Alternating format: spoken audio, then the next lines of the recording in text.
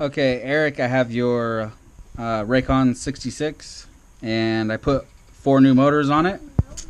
So we're here at the computer. I'm going to plug it in and show you them spinning up. Because it is a FlySky receiver, I don't have a FlySky radio. And besides that, I don't want to mess up your bind to it. Wouldn't matter if I did anyway, since I don't have a FlySky radio. But I do have a Spectrum and FrSky, so I might as well just get a FlySky so I have all three. Okay. So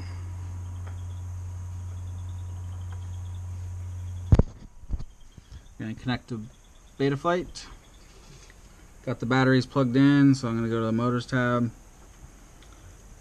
Turn it on. We're going to spin up motor 1. These ones are a lot smoother than the old version.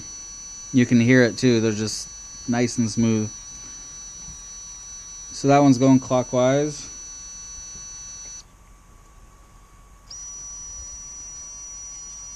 Two is counterclockwise.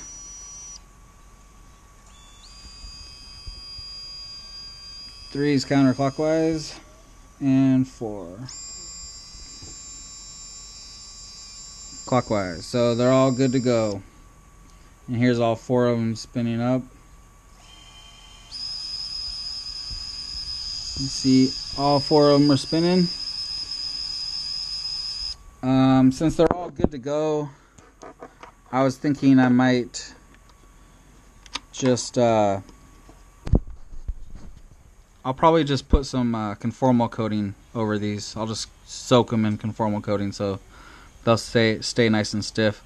But one thing I did do also was I heated up the wires with a lighter, and then I twisted them while they were warm, so you can see they're all twisted up real tight.